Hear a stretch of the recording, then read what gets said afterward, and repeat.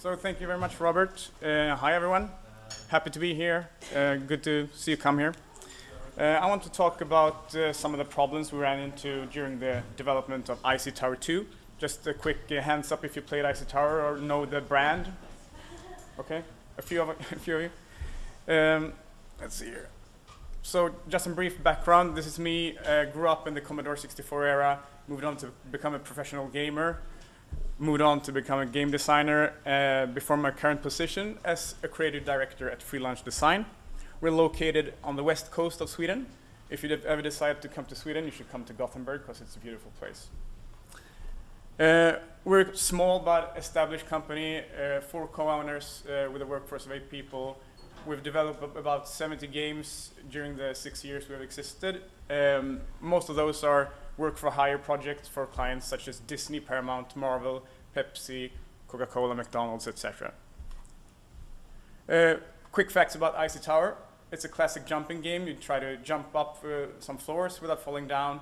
It was first released in 2001, before our company existed, but was later brought into the company. It now exists on several platforms. First as a PC downloadable, then as a Facebook game, and now as an iOS and an Android game as well. It has been a modest hit on iOS and Android with about 1 million downloads in the first 10 days. So it's not the jackpot, but it's a modest hit in our view. Okay, so I wanted to talk about 3 problems that we encountered during the production and how we solved them or what we learned from it. The first one is losing a key member in the team. When you're a small company, losing a team member could be quite a huge problem. For us, it was kind of a small problem. I'm getting to the bigger problem soon.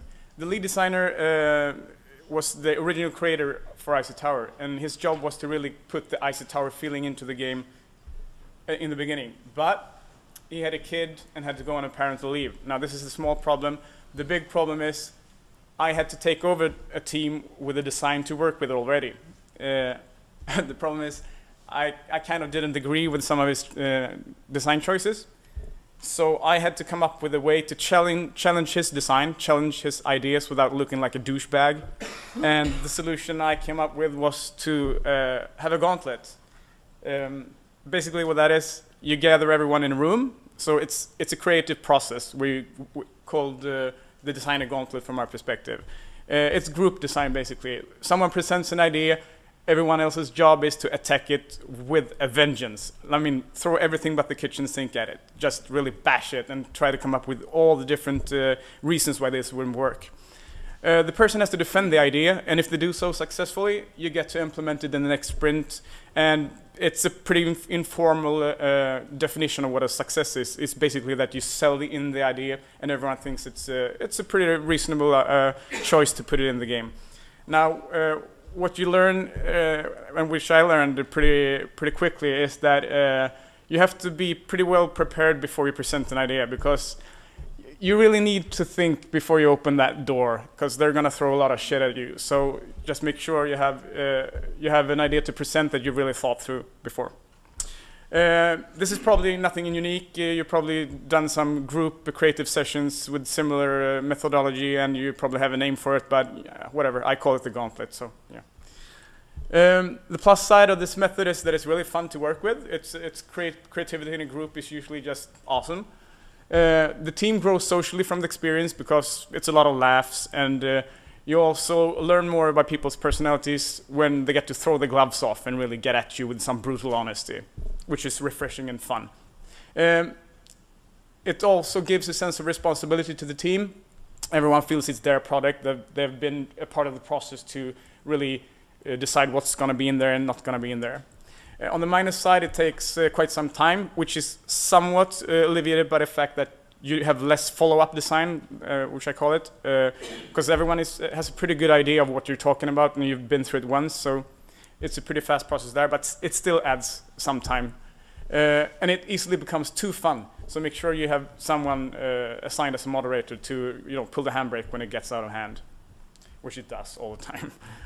The second problem is an issue with changing your business model. As I was talking before, we made work for hire was our original business model, and we went from business to consumer or customer or whatever you want the C to stand for. So that means we took all the experience from that previous business model and planned the production of Icy Tower 2 accordingly. We used our old calculations for something will take X hours to produce because we've done it this many times before. During our business-to-business era, we had this saying, which is good enough, because we always put too much heart and too much time into the product because we wanted to feel proud of it, right? We all do that. But it eventually undermined that business model, so we had to come up with this model that good is good enough, tools down, just ship it.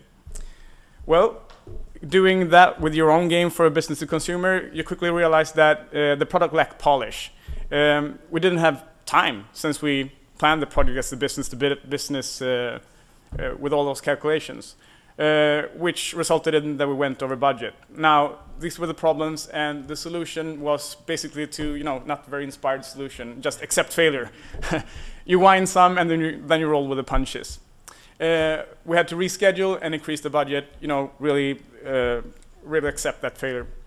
But we learned a few things about this, and it's the polish adds about 50% time, going from that, the first version of it that you could ship to a client, and you'd be happy with it. But if you want to polish it, you probably have to count with about 50% more time. And that may sound a lot, but for the things in our core loop, the elements of the game that most users would see most of the time, we probably went over those like 4 or 5 times, and it resulted in like 50% at a time. So you have to take that into account. Growing pains are natural. We basically switch business models. You are going to fail a lot, and failing is a part of success. It's nothing strange about it. As soon as it doesn't become a catastrophe, you're doing fine. Also, we learned that handling failure well is probably better than dodging failure. So to put this into an example, if you have an attribute called block, you have the block skill and you have the dodge skill. If you want to put one attribute point into that, I would strongly recommend you to put it into the block, because shit will hit you, and you need to embrace yourself for that impact and handle it well. You can't dodge forever. You're gonna fail. Just face it. The third problem is keeping it simple. Even with a simple game like ours, we just jump up a tower. If you're gonna do a sequel based on a simple game, it's still pretty hard. Even small changes ripple throughout the game. For example, controls changes everything. Everything from the tempo it's played in and for the difficulty level of interactions and so forth. Another problem was innovation versus staying true to the original. You always want to put something fresh into the game, but you don't want to make the hardcore fans disappointed, which is also an internal struggle. An additional problem is shoehorning features, which is like the most common problem in game development, right? Feature creep. You basically want to put it all in there, even when you kind of have a pretty good notion that it's not gonna fit in there. You try it anyway, but don't. Solutions to keep it simple for us was to start with controls. Really if you have a tactile Twitch-based game, really make sure that your controls are up to par, as good as they can before you move forward, because it's going to affect everything. If you have a proof of concept like we did, use it as a guide but not as a law. It's okay to draw inspiration from it, but don't let it hold you back, because it's not going to be a good sequel or a good product if you constantly keep looking backwards. You have to look forward as well. Design by subtraction. I think I heard this first time with Phil Fish at the Nordic Game Conference last year. Basically, what I was talking about. Try to remove things instead of adding them. If you have to shoehorn them in, it probably didn't fit there to begin with. Don't tell players how to have fun. If you have a game which can be played in many different ways, such as ours, where you could aim for the high score to jump as many floors as possible, or you could aim to collect as many coins as possible, or you could, as we have missions in our game, you could just complete missions, because that's the most fun part for some players. Well, then you shouldn't tell them how to have fun. It's okay to have different objectives, because you're going to have some players for each category. Just make sure that you can retain each player type. So if, for example, if you're a fan of completing stunts, just make sure there are tons of stunts if you're going to have stunts at all. So as a wrap up,